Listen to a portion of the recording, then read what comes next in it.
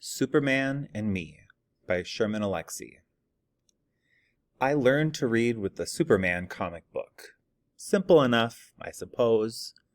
I cannot recall which particular Superman comic book I read, nor can I remember which villain he fought in that issue. And I cannot remember the plot nor the means by which I obtained the comic book.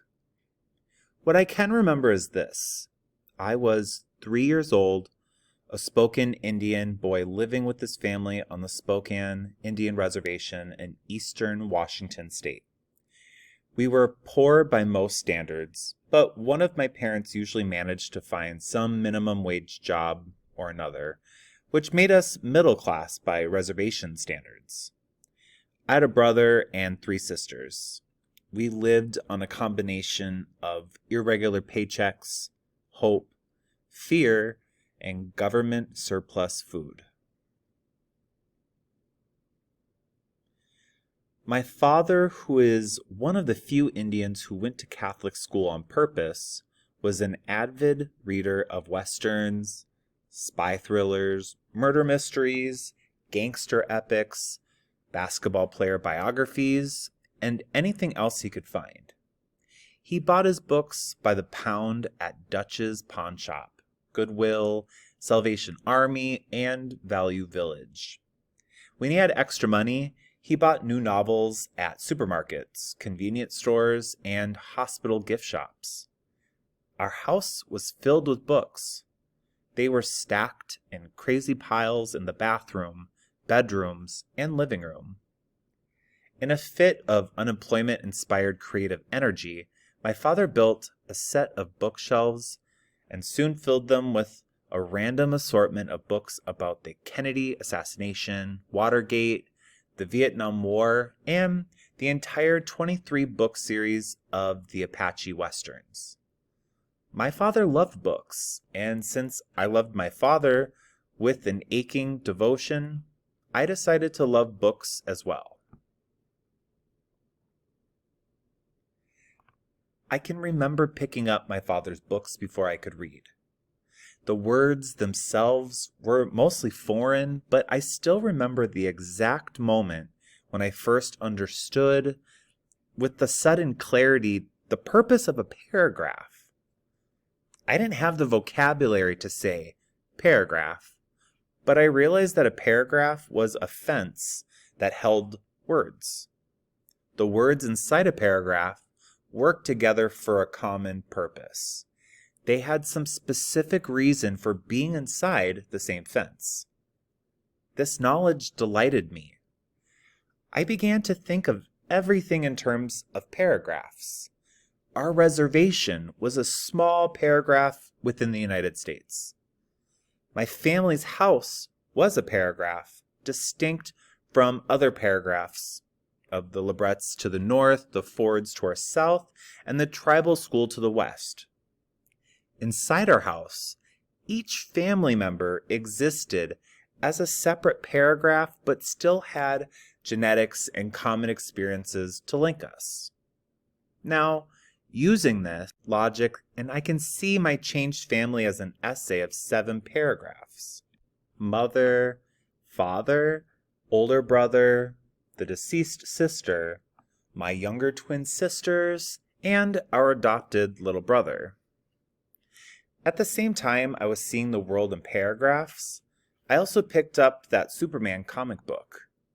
Each panel, complete with the picture, dialogue, and narrative, was a 3-dimensional paragraph. In one panel, Superman breaks through a door. His suit is red, blue, and yellow. The brown door shatters into many pieces.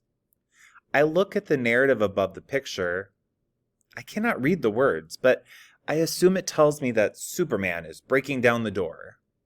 Aloud, I pretend to read the words and say, Superman is breaking down the door.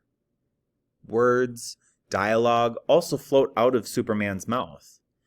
Because he is breaking down the door, I assume he says, I am breaking down the door. Once again, I pretend to read the words and say aloud, I am breaking down the door. In this way, I learned to read. This might be an interesting story all by itself. A little Indian boy teaches himself to read at an early age and advances quickly. He reads Grapes of Wrath in kindergarten when other children are struggling through Dick and Jane.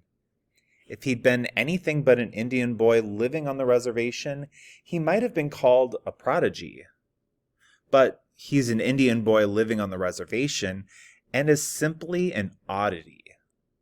He grows into a man who often speaks of his childhood in the third person, as if it will somehow dull the pain and make him sound more modest about his talents. A smart Indian is a dangerous person, widely feared and ridiculed by Indians and non-Indians alike. I fought with my classmates on a daily basis. They wanted me to stay quiet when the non-Indian teacher asked for answers, volunteers, or for help. We were Indian children who were expected to be stupid. Most lived up to those expectations inside the classroom, but subverted them on the outside. They struggled with basic reading in school, but could remember how to sing a few dozen powwow songs. They were monosyllabic in front of their non-Indian teachers, but could tell complicated stories and jokes at the dinner table. They submissively ducked their heads when confronted by a non-Indian adult, but would slug it out with the Indian bully who was 10 years older. As Indian children, we were expected to fail in the non-Indian world. Those who failed were ceremonially accepted by other Indians and appropriately pitied by non-Indians. I refused to fail. I was smart, I was arrogant, I was lucky. I read books late into the night, until I could barely keep my eyes open. I read books at recess, then during lunch, and in the few minutes left after I had finished my classroom assignments. I read books in the car when my family traveled to powwows or basketball games. In shopping malls, I ran to the bookstores and read bits and pieces of as many books as I could. I read the books my father brought home from the pawn shops and secondhand. I read the books I borrowed from the library. I read the backs of cereal boxes. I read the newspaper. I read the bulletins posted on the walls of the school, the clinic, the tribal offices, the post office. I read junk mail. I read auto repair manuals. I read magazines. I read anything that had words and paragraphs. I read with equal parts joy and desperation. I loved those books, but I also knew that love had only one purpose. I was trying to save my life. Despite all the books I read, I am still surprised I became a writer. I was going to be a pediatrician. These days, I write novels, short stories, and poems. I visit schools and teach creative writing to Indian kids. In all my years in the reservation school system, I was never taught how to write poetry, short stories, or novels. I was certainly never taught that Indians wrote poetry, short stories, and novels. Writing was something beyond Indians. I cannot recall a single time that a guest teacher visited the reservation. There must have been visiting teachers. Who were they? Where are they now? Do they exist? I visit the schools as often as possible. The Indian kids crowd the classroom. Many are writing their own poems, short stories, and novels. They have read my books. They have read many other books. They look at me with bright eyes and arrogant wonder. They are trying to save their lives. Then there are the sullen and already defeated Indian kids who sit in the back rows and ignore me with theatrical precision. The pages of their notebooks are empty.